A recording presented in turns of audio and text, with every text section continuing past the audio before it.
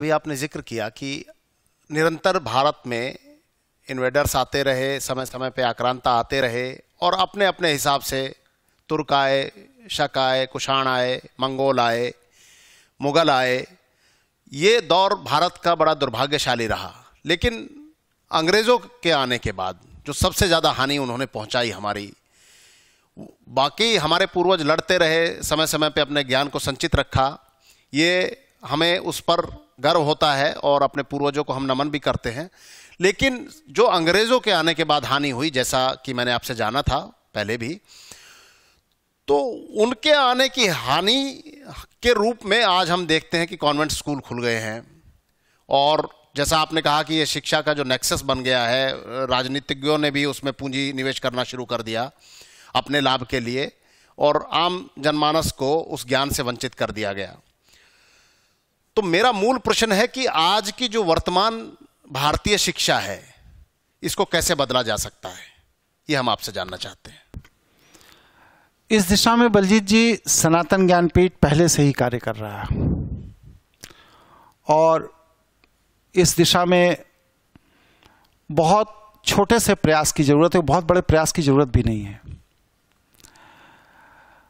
जो शिक्षा माफियाओं ने शिक्षा के केंद्र बना दिए हैं, इन केंद्रों का विकेंद्रीकरण कर दिया जाए और टेक्नोलॉजी के आधार पर लोगों को शिक्षा सर्वसुलभ कर दी जाए और वह सर्वसुलभ शिक्षा का शुल्क मूल्य इतना कम हो कि शिक्षा माफियाओं के पास किसी भी व्यक्ति को जाने की आवश्यकता ही ना पड़े। जो ज्ञान उन बच्चों को दिया जाए वह वैदिक शिक्षा पद्धति के अनुरूप हो, व्यक्ति का विकास कर रहा हो, समाज का विकास कर रहा हो, राष्ट्र का विकास कर रहा हो।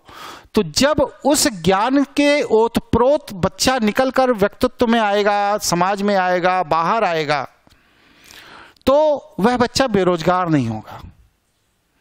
उस बच्चे के पास आय के एक नहीं दर्जनों स्रोत खुले होंगे, दर्जनों दृष्टि उसके पास होगी।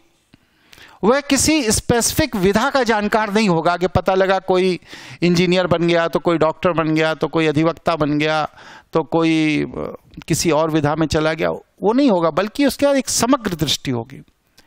तो ये जो समग्र दृष्टि का भाव है, यह व्यक्ति के अंदर वैदिक सनातन शिक्षा पद्धति से ही विकसित हो सकता है। वर्तमान खंडित शिक्षा पद्धति से विकसित नहीं हो सकता। आज हमारे यहाँ जो उच्च शिक्षा है वो खंड खंड में बटी हुई है।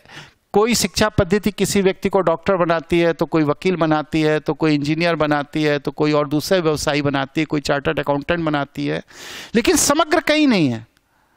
तो जब उच्च शिक्षा ही समग्र नहीं है तो व्यक्ति का व्यक्तित्व कैसे समग्र होगा? इसलिए वैदिक शिक्षा पद्धति को अडॉप्ट किया जाना चाहिए, आधुनिक तकनीकी की मदद ली जानी चाहिए और बच्चों को वैदिक ज्ञान के आधार पर आधुनिक युग में कैसे प्रतिस्पर्धा में वो अपना योगदान करें, इसके लिए प्रशिक्षित किया जाना चाहिए।